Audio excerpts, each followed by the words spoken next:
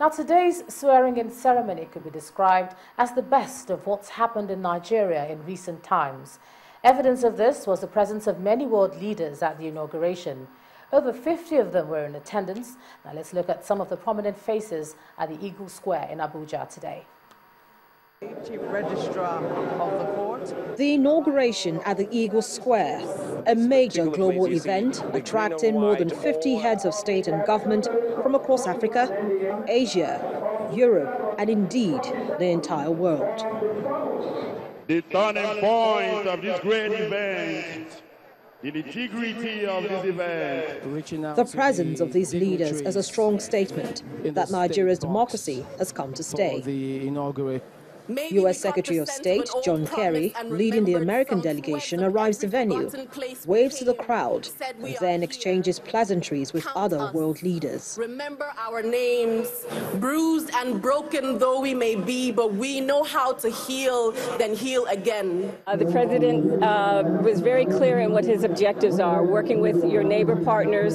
He certainly recognized the work they've done thus far, working with the armed forces and working with the international community to really find a way to turn back the tide on Boko Haram. Not only in that regard, but certainly also the humanitarian aspects that have come out of the conflict. You have, almost 2 million internally displaced people, so it's very important. And everything he outlined about IDPs and working with the neighbors on Boko Haram is extremely important.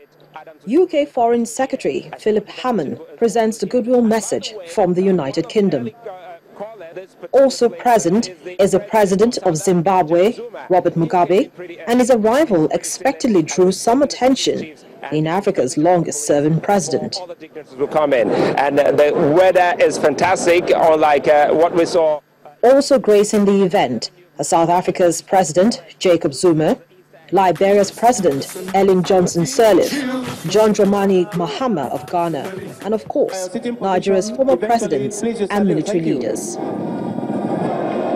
After the glitz, trails, and glamour that characterized... For the president, Mr. Muhammadu Buhari, the ceremony is over and it's time to work.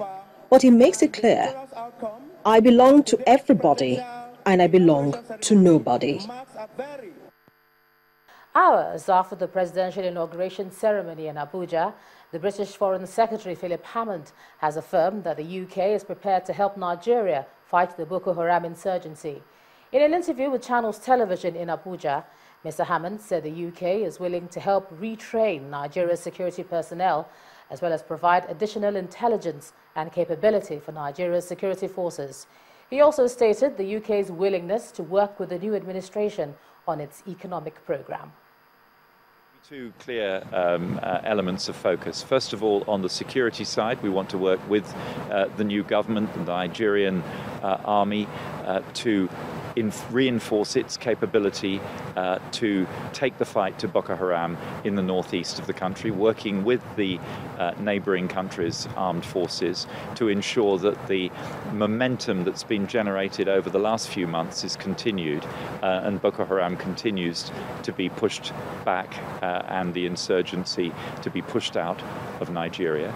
And then we want to work with the government as well on its economic program. The President spoke this morning about stamping out corruption, about reinvigorating the agricultural economy, about reducing the country's dependence on oil production. All of those things are very sensible and solid proposals, and we want to work with the government both through providing technical support, but also through encouraging British companies to invest and to be part of that program so that we can build on the already very substantial partnership that we have in trade, $7 billion worth of trade between Britain and Nigeria, and in investment, where Britain is already a large investor in Nigeria and wants to do more in the future. And some other messages, this time from South Africa, where many joined Nigerians back home to celebrate the smooth handover of power to a new president. They say they share the desires of those back home as well as their expectations. Our correspondent in South Africa, Pt.2, also spoke with some experts and past leaders on Nigeria's next steps. By Iono.fm.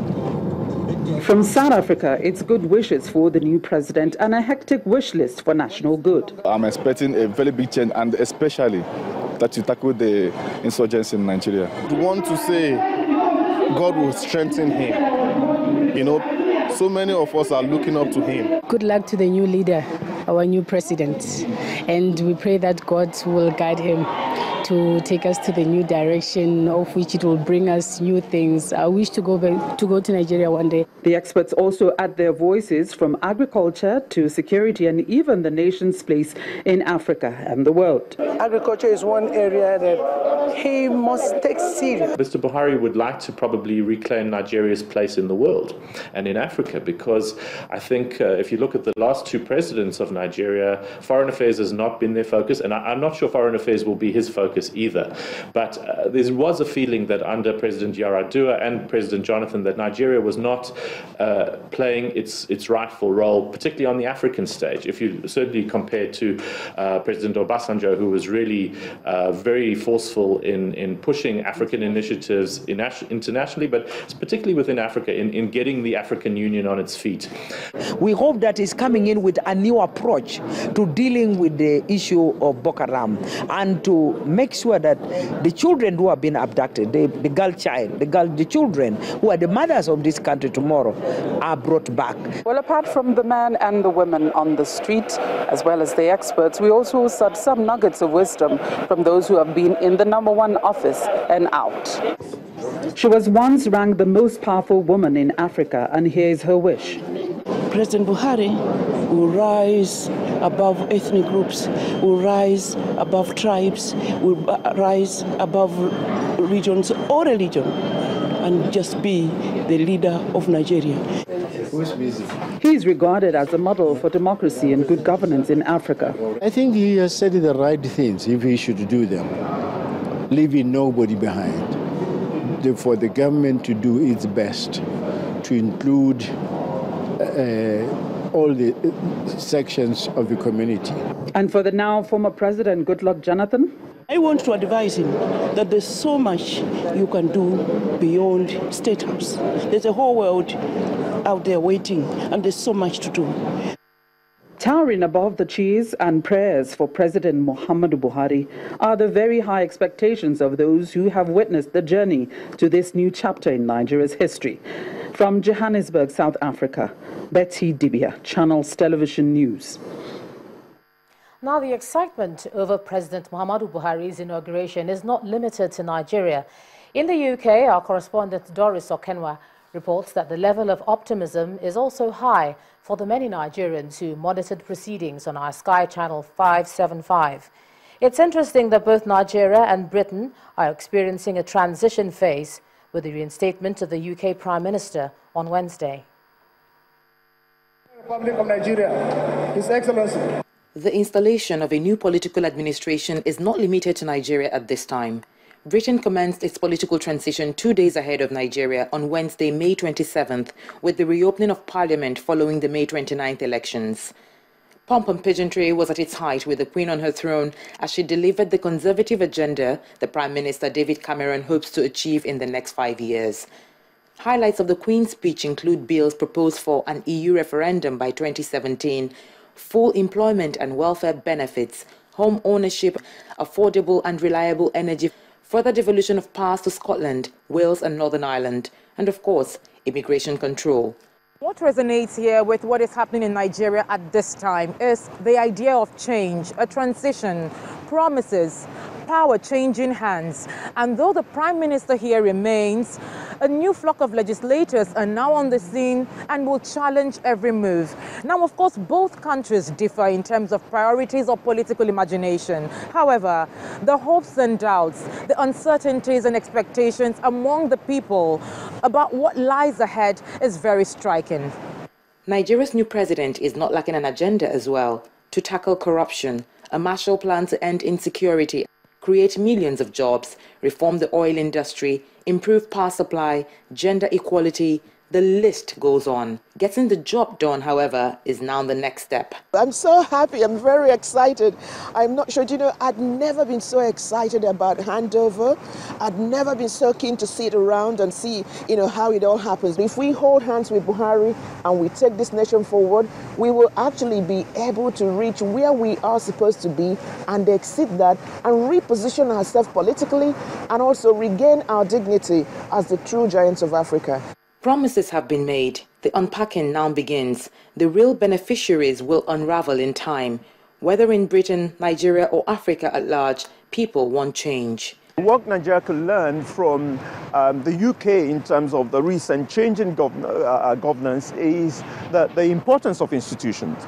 That if the institutions are in place, no matter what sort of party is in control, the institutions are set in such a way that there will be guidance in terms of what can happen and what cannot happen in the country. President Buhari is not a man to be envied at this time. A lot of responsibility lies on his shoulders. It's going to be 4 long years of reconstruction ahead. From London, Doris Okenwa, Channels Television News. Now, today's inauguration was not limited to the nation's capital, Abuja, as governors of 29 out of the nation's 36 states were also sworn in. Our next report takes a look at how the ceremonies took place across the states. It was a moment of history for Nigerians as they witnessed the swearing-in ceremonies of state governors across the country. In Cross River State, South Nigeria, families, friends and associates of Governor Ben Ayade witnessed its inauguration. I solemnly swear that I will be faithful and bear true allegiance to the Federal Republic of Nigeria.